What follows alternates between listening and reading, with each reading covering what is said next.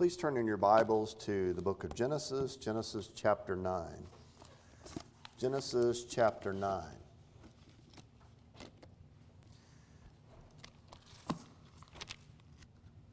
I'd like to preach on the subject of God's rainbow covenant this morning. We have preached on this subject before, but I believe the Bible has given us some other thoughts concerning this, so I hope the Lord will bless. So as we read these verses, and we're going to read verses 8 through 17, we're going to talk about God's rainbow covenant. Genesis chapter 9, verse 8. And God spake unto Noah and to his sons with him, saying, And I, behold, I establish my covenant with you, and with your seed after you, and with every living creature that is with you, of the fowl, of the cattle, and of every beast of the earth with you, from all that go out of the ark to every beast of the earth. And I will establish my covenant with you. Neither shall all flesh be cut off any more by the waters of a flood. Neither shall there any more be a flood to destroy the earth. And God said, This is the token of the covenant which I make between me and you, and every living creature that is with you, for a perpetual generations. I do set my bow in the cloud, and it shall be for a token of a covenant between me and the earth. And it shall come to pass, when I bring a cloud over the earth, that the bow shall be seen in the cloud. And I will remember my covenant which is between me and you, and every living creature of all flesh, and the waters shall no more become a flood to destroy all flesh. And the bow shall be in the cloud, and I will look upon it, that I may remember the everlasting covenant between God and every living creature of all flesh that is upon the earth. And God said unto Noah, This is the token of the covenant, which I have established between me and all flesh that is upon the earth. As we've read these scriptures, you've probably noticed that the language here is pretty repetitious. I mean, he goes over the same ground over and over, but from slightly different angles. You can see that these verses 8 through 17, can be divided in three parts. We have the first part, which is mainly about the covenant that God makes. Then from verses 9 through 16, we have him talking about the token or the sign of the covenant, which of course is the bow. And then verse 17, which is the last verse, is sort of a catch-all or summary of the whole thoughts of God. And here, of course, when he says bow, he is making reference to what we call a rainbow.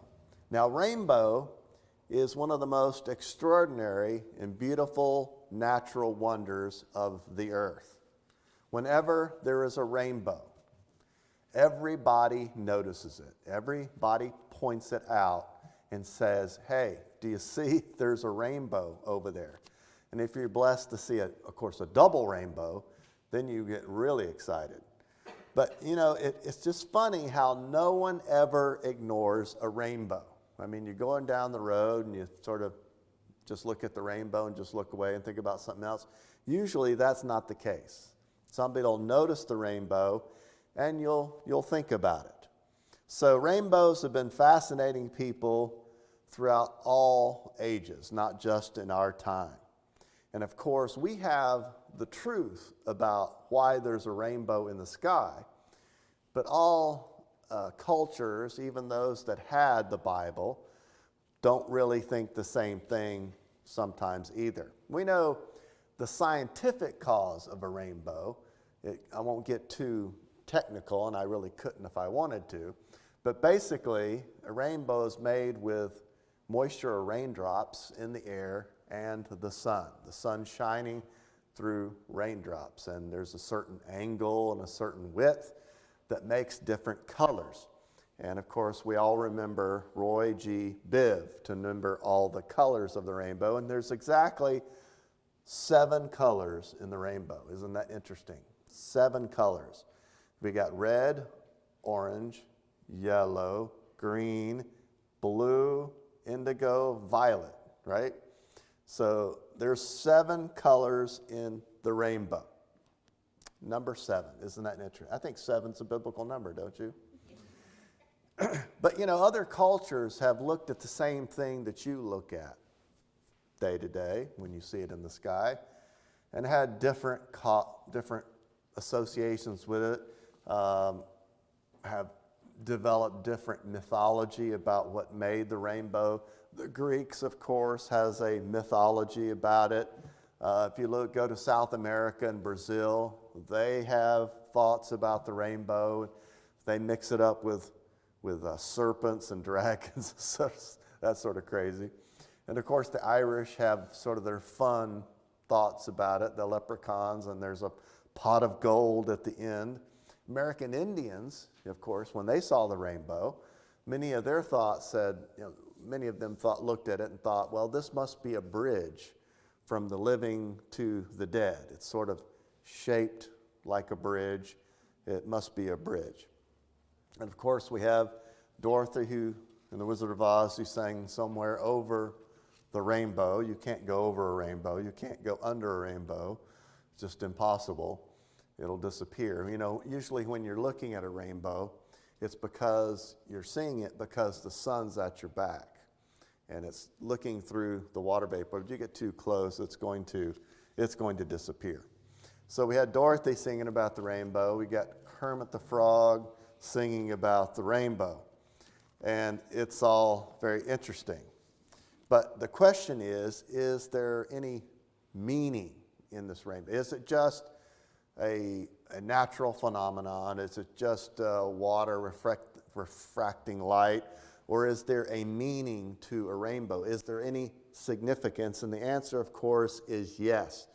There is great significance in the bow in the sky, more than I can tell you this morning. You can keep digging for the rest of your life, and you'll never find all the great significance of the rainbow. But it is, number one, I want to tell you this, is that the rainbow is a message. It is a message God gave us, and He placed it in the sky so everybody can see it. It doesn't matter who you are, you can see it, and it's God's message to us. And it is a sign. It is a sign. God says it's a token, it's a sign. Now, also, I'll make another bold statement. The bow in the sky is the only spiritual message of God that He puts in the sky. Now, let's turn just a couple of chapters back to chapter 1, Genesis chapter 1 and verse 14. And it says there, "And God said, let there be lights in the firmament of the heaven," up in the sky, "to divide the day from the night, and let them be for signs and for seasons and for days and years." So God says, I put the sun and the moon and the stars in the sky, and they're signs. But what kind of signs? They're not spiritual signs. They're signs, but they're calendar signs. They tell you if it's night or day, and it gives you seasons and months and times of years. God put that in the sky for that reason. But the bow is the only spiritual message from God to us, and it is directly to us, and we can't ignore it. In fact, He made it in such a way, He made it with beautiful colors, 7 colors, so that we always notice it. We can't help but notice it when it is in the sky. Of course, I have already told you that this passage that we just read about the rainbow is in 3 parts. In fact, it's 3 different speeches.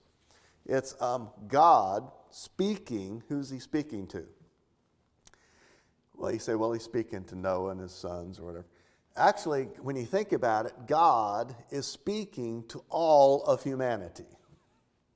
He is speaking directly to all of humanity. Well, there's only 8 people. That's right. Well, that's all there was. God had wiped out every air and land animal and all humans. And these were the only people that were left. And it was the family of Noah. So it's all of humanity. It's the entire population of the earth. And this is a speech to all of humanity when you think about it. And it's the speech about the covenant, the token or sign of it, and then he summarizes it for us. Now, why is these verses of Scripture, why are they so repetitious? Why do you think that is? Because if I'm not wrong again, I believe this is the very first covenant we see in the Bible. It's the first covenant of God. And he's establishing what a covenant is and what a covenant should be and what kind of integrity is involved in keeping a covenant. And you humans that are going to make covenants in the future, and they would, I'm going to establish what is necessary for a covenant. It's a legal document. If you read it, it's a lot of legalese in there because he's looking at it from all angles so that this covenant or contract or agreement, whatever you want to call it, we call it a covenant, he calls it a covenant. This covenant is unbreakable. He puts unbreakable legal language in this. And this is in Genesis chapter 9. And we started in verse 8. So the first 7 verses is when Noah, the ark comes to a rest. Noah comes out of the ark and he walks onto solid ground in a new world that has been washed clean by the Lord. And of course, as he comes out into this new world, he is greeted by a lot of death, right? Because he has killed every human being and all the animals and everything that was flying. And so there's a lot of death that he's walking into, and he realizes that. And as we discussed last time when we were talking about the genealogy in Genesis chapter 5 and 6, there might have been as many as 7 billion people on the earth when the flood broke out on the earth and drowned all of the population of humanity. Now, when you think about it, that is a lot of people. We only have a little more than that population in this present time that we're living. But in the first 7 verses of chapter 9, Noah comes out of the ark. It's a new world, death all around, all the people, all the animals are gone except that which was on the ark. And then 8 people are told what to do in the first 7 verses. They're told to, number 1, repopulate the earth. They are to rule. Of course, they are to eat. And it also talks about how we are to administer justice. They administer capital punishment. So humanity, if you think about it, in the first 7 verses of chapter 9, humanity is told what to do. Humanity is told what to do. In verses 8 through 17, now God says what he is going to do. God says what he is going to do. And what is he going to do? He's going to establish a covenant. It's a promise from God to man that includes all of the animals. And what kind of covenant is this, and what kind of contract is it? Of course, I've stated this before. This is what's called as a unilateral contract, a unilateral contract. I took a class, a whole year of contracts in law school, so we learned all about this ad nauseum. And when you make an agreement with somebody, you make a contract with somebody, enter into a covenant, there's different kinds of those. You can have a bilateral covenant where one party promises to do something if somebody else promises to do something. In other words, I'll do this if you do that. I'll pay you money if you paint my house. But if you don't paint my house, I won't give you the money. And if I don't give you the money, you won't paint my house. So there's two agreements there. This is not the agreement God makes. This is not the covenant. It is a unilateral covenant that God makes. Just think about that. God cannot do some things, right? We've counted that before. He cannot try, My word will not return to me void. So God cannot try to do something. If he wants to do something, he will do it because he's all powerful and he can accomplish it. He can't deny himself. And number one, which I passed up, number one, he cannot lie. God cannot lie. So when he has established this covenant, he is a truth teller. He keeps his promises. He will not deceive you into entering a contract because you can't, because this is a one-sided contract, number one. And he is trustworthy and he is faithful. How is someone deemed faithful? Someone is deemed faithful by how they are able to keep a covenant or not. If they keep a covenant, if they keep their promise, they are faithful. In other words, God is faithful. Jesus is faithful because they're trustworthy. They keep their promises. If you do not keep a covenant, then you are not faithful. You are unfaithful, in other words. So that's pretty easy. But you need to think about this covenant. It is a one-sided covenant. God is making the promise. So it's not dependent on an agreement from somebody else. It's not, and who's the party that's being benefited by this covenant? It's humanity. And when you think about it, at the time God speaks to humanity, there's only 8 people, which is also a significant Bible number. That's the number of new beginnings. Number 7 is divine perfection, that's the number of the Bible.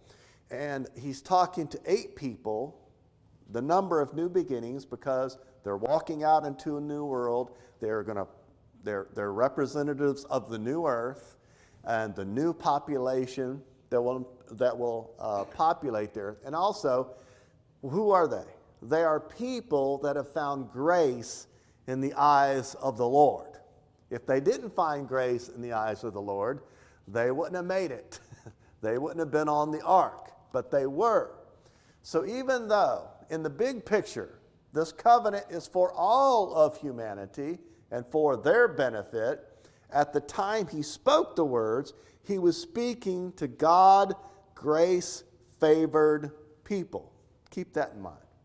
So in other words, this is a one-sided covenant.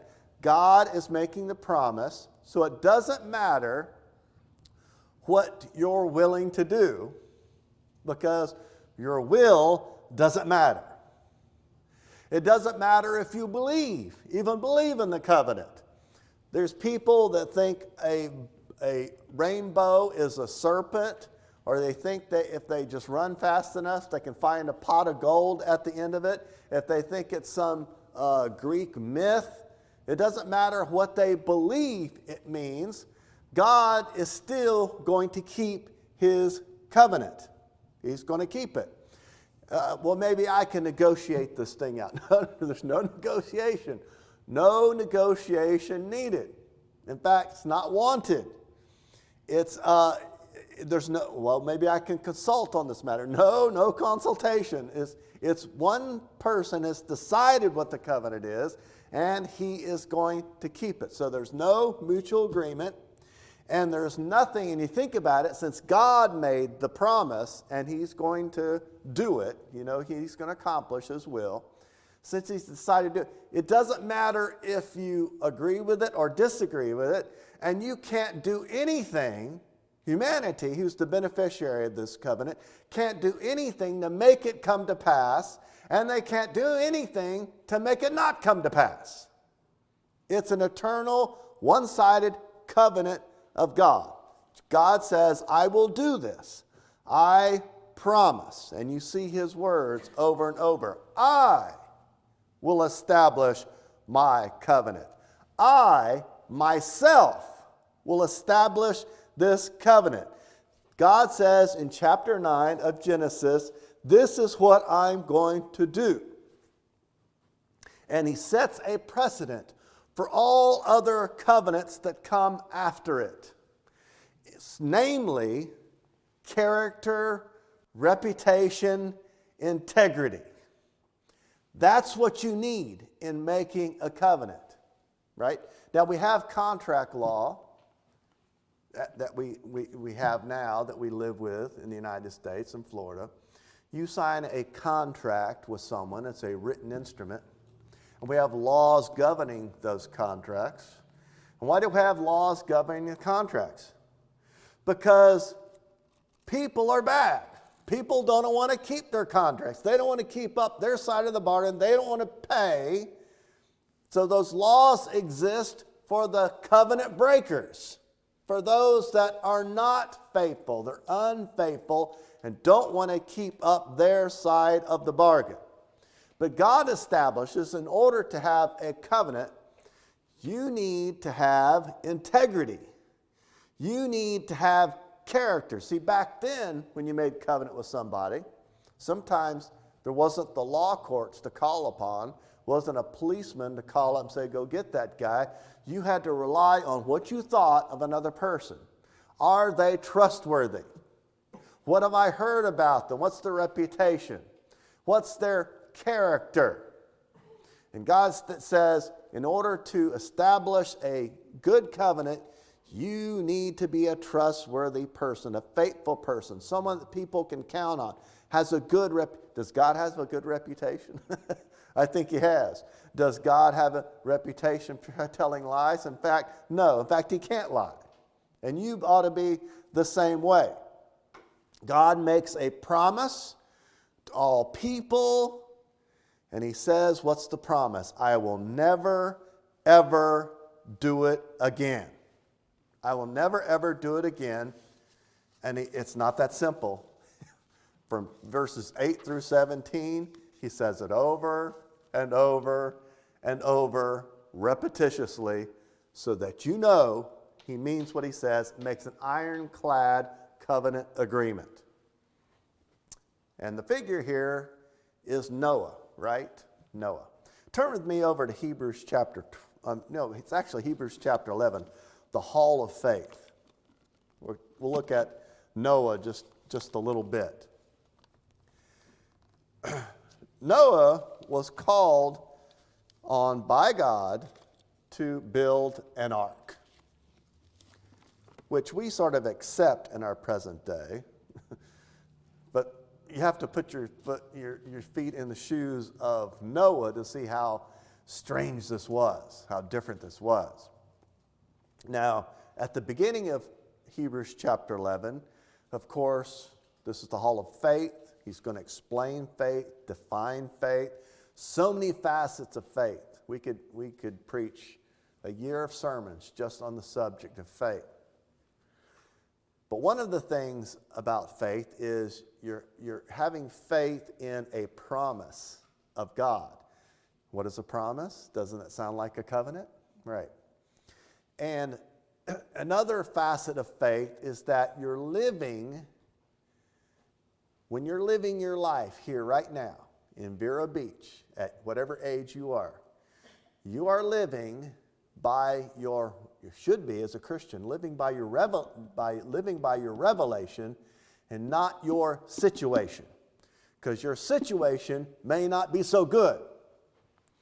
But God has said, you endure your present situation by living by your revelation. Now, what was Noah's revelation? Revelation to Noah was that you need to build an ark. God actually called it a warning, but it was a promise that the world was going to flood and it's going to destroy all flesh. That was the promise, but of course the promise beyond that is that you'll have a new world, a new clean world, a world that you are not afraid to go outside at night, where people were, just had their thoughts only evil continually.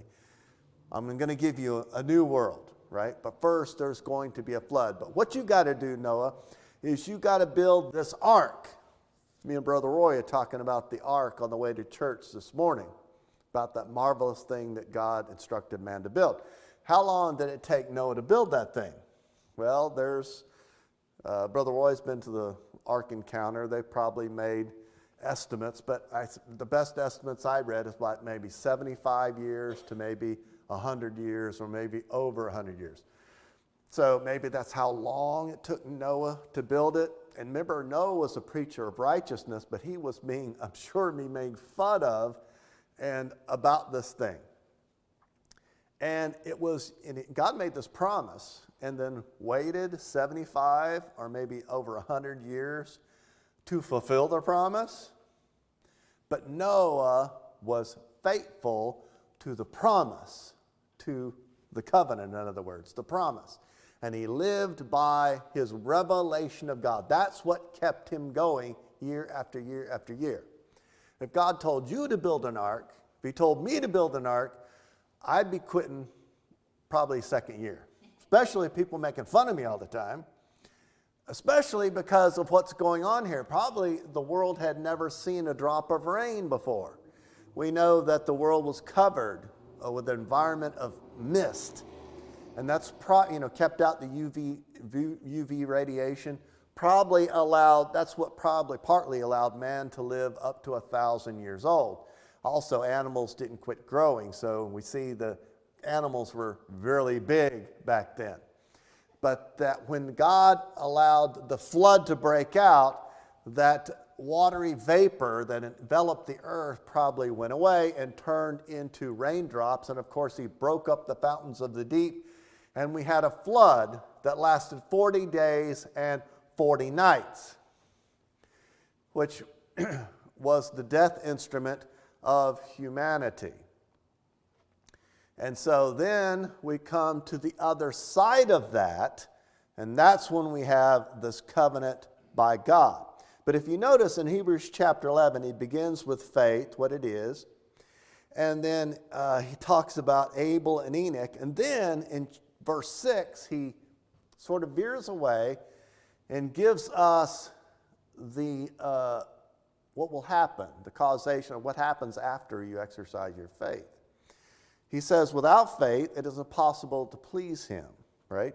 For he that cometh to God must believe that he is, and that he is a rewarder of them that diligently seek him. So you're faithful, you seek God by faith, you will be rewarded by God.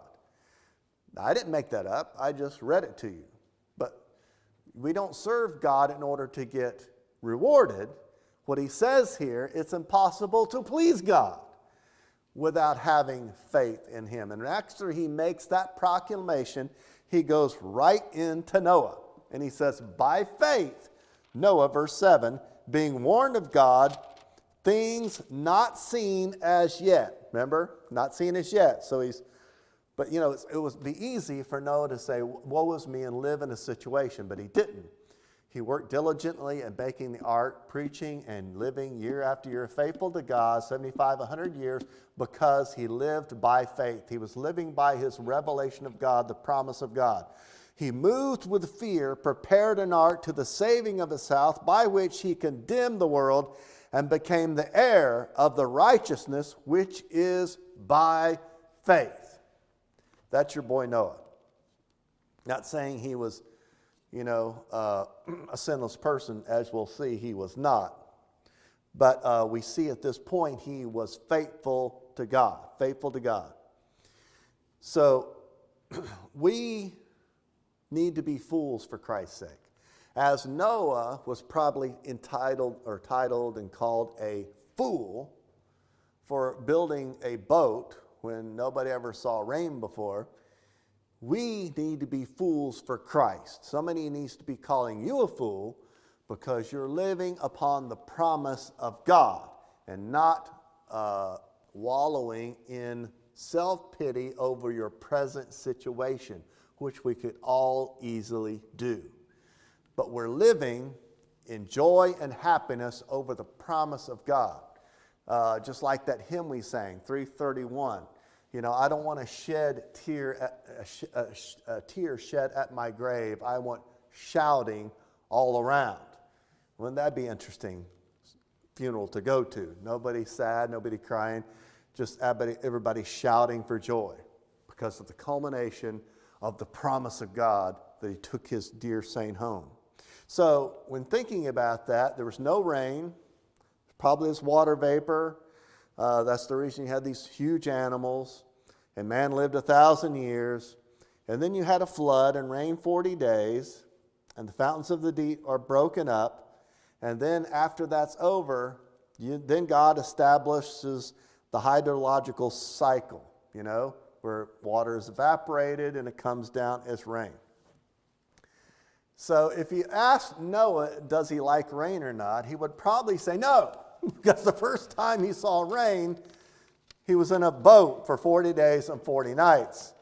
And it was a pretty probably miserable experience. And after he came out on dry land, and the first time, can I say it right, hydrological cycle starts up and you have rain. The second time Noah sees rain, I would love to have been a fly on the wall and watch that. He probably freaked out. Maybe he was at least a little nervous. but rain started. So after that, God then establishes this covenant. After that horrible situation they've just gone through, God is comforting his people. Comfort ye, my people, saith your Lord. There's no conditions to this covenant. Relax.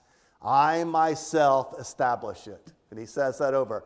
I myself establish it. From God to man, nothing you can do to bring this covenant to pass, and nothing you can do to terminate it. This covenant has nothing to do with you. And it's for your benefit, but it has nothing to do for you because you can't do anything to make it work. You can't make it, get it broke. God said, it's my covenant. It's my covenant. And this is, I said, as an example for every man-made covenant that comes after it, as we'll see.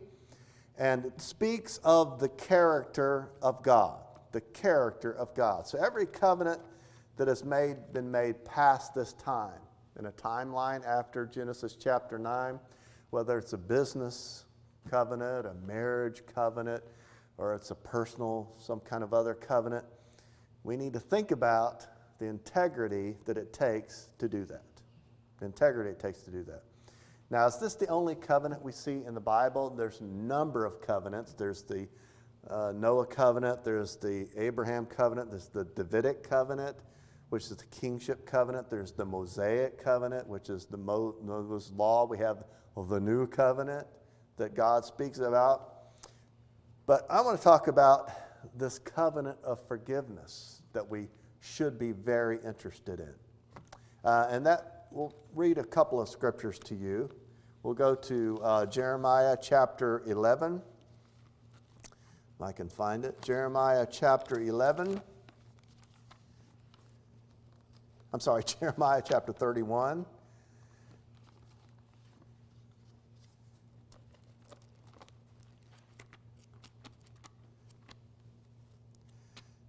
Jeremiah chapter 31.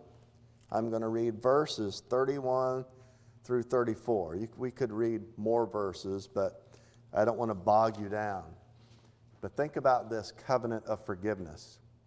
God says through the prophet Jeremiah in Jeremiah 31 and verse 31, "Behold, the days come, saith the Lord, that I will make a new covenant with the house of Israel and with the house of Judah, not according to the covenant that I made with their fathers in the day that I took them by the hand to bring them out of the land of Egypt, which my covenant they break, although I was an husband unto them, saith the Lord."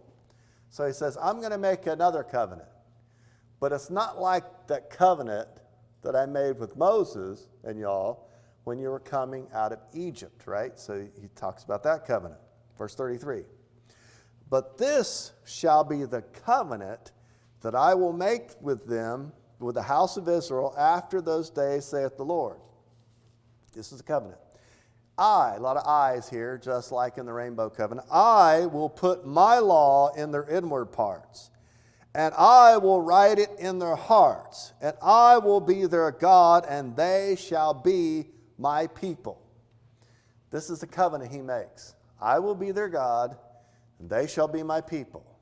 And I'm not going to write laws on stones anymore. I'm going to put the laws on their hearts. I'm going to write it on their hearts, and they shall be my people.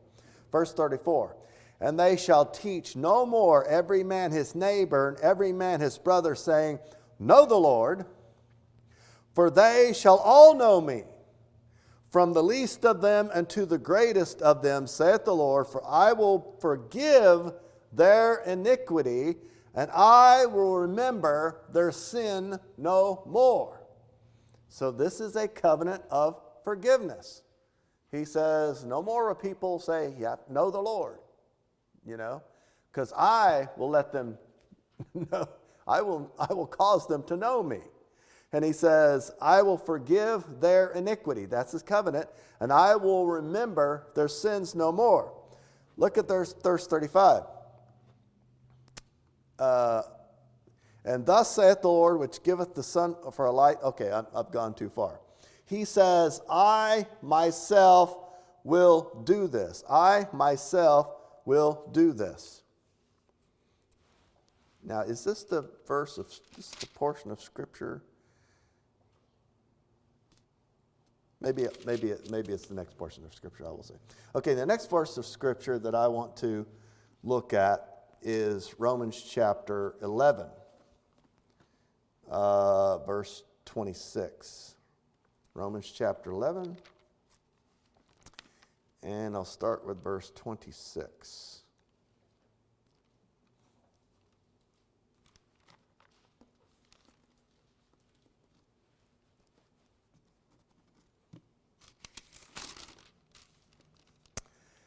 And Paul writes in Romans chapter 11, verse 26, and he says, and so all Israel shall be saved. And the question is, what Israel is he talking about? Well, there's only two choices. Either talking about national Israel or spiritual Israel. And if you're spiritual Israel, you've had that circumcision of the heart and not in the flesh or of the letter, but God has done that operation to your heart. Now you're part of spiritual Israel. And God makes a proclamation, and so all Israel shall be saved, as it is written, there shall come out of Zion the deliverer, and shall turn away ungodliness from Jacob, spiritual Jacob. For this is my covenant unto them when I shall take away their sins. So he says, this is a covenant. As concerning the gospel, they are enemies for your sakes, but as touching the election, they are beloved for your Father's sakes. For the gifts and calling of God are without repentance. All right? So, I know that in, maybe you can search this for me, but I know in Jeremiah 31, he makes a statement or makes a reference to Noah's and to the rainbow covenant or the covenant with Noah. Maybe somebody could find that for me. I think that's in Jeremiah chapter 31. But the next thing, as you're looking for that, the next thing I want to make about this, or point I want to make about this covenant, is this covenant is not only ironclad, not only is it made by someone that cannot lie and will always keep his promises and always has the power to keep this promise, it is perpetual covenant. It says it goes on and on and on until the end of time, Now the next verse of scriptures I want to read are from Isaiah chapter 54. And this may contain the verse I'm looking for. I might be mistaken, but it might be. Let's read Isaiah chapter 54. And I'm going to read, it's a lot of verses, But let's read verses 10 this morning. I think we have time to read these verses. We'll read Isaiah chapter 54, start with verse 1. Sing, O barren, thou that didst not bear, break forth into singing and cry aloud. Thou that didst not travail with child, for more are the children of the desolate than the children of the married wife, saith the Lord. Enlarge the place of thy tent, and let them stretch forth the curtains of thine habitations. Spare not, lengthen thy cords, and strengthen thy stakes. For thou shalt break forth on the right hand and on the left, and thy seed shall inherit the Gentiles. In other words, seed as singular, right? And the Gentiles included in this thing now, and make the desolate cities to be inhabited. Fear not, for thou shalt not be ashamed, neither be thou confounded, for thou shalt not be put to shame, for thou shalt forget the shame of thy youth, and shalt not remember the reproach of thy widowhood any more. For thy Maker is thine husband, the Lord of hosts is his name, and thy Redeemer, the Holy One of Israel, the God of the whole earth shall he be called. For the Lord hath called thee as a woman forsaken and grieved in spirit, a wife of you when thou wast refused, saith the Lord. For a small moment have I forsaken thee, but with great mercies will I gather thee. In a little wrath I hid my face from thee for a moment, but with everlasting kindness will I have mercy on thee, saith the Lord thy Redeemer. Aren't you going? Okay, very good. It's there. So he's talking about God showed his wrath against us, right? Because of our sin. But he talks about it as a little wrath. And after the wrath is over, then there is everlasting kindness bestowed upon thee, saith the Lord, thy Redeemer. He's the Redeemer Lord. For this is as the waters of Noah. This is the verse I wanted. Now he says, this, in Jeremiah it says, it's not like the Abraham covenant. It's not like that law covenant, but this is a new covenant. And then he talks about this forgiveness covenant here that the Lord makes. And he says, it's like something. He says, for this is as the waters of Noah unto me. So he's going to say, it's sort of like the covenant of the rainbow. For this is as the waters of Noah unto me. For as I have sworn that the waters of Noah should no more go over the earth, so have I sworn that I would not be wroth with thee, nor rebuke thee. For the mountains, this is how long it's going to last, for the mountains shall depart, and the hills be removed, but my kindness shall not depart from thee. Neither shall the covenant of my peace be removed, saith the Lord that hath mercy on you.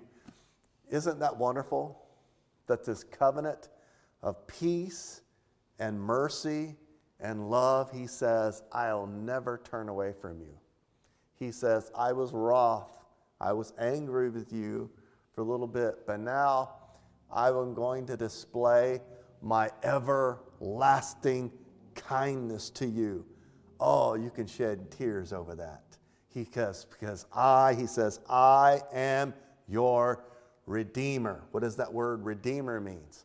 He's redeemed us. He's purchased us with the precious blood of Christ, our substitute, our vicarious substitute of God that stood in our place and paid the price in the perfect divine blood that he shed. I am your Redeemer. That's how I can show everlasting covenant, everlasting kindness to you, because I myself have made it. Just as he said with the rainbow covenant, I myself establish it. My everlasting kindness is established by me as well. I myself have established it. This loving forgiveness that I give you is sort of like that covenant I made back with Noah. I myself am going to do it. And of course, with other covenants, there was also a sign tacked on, or a token, right?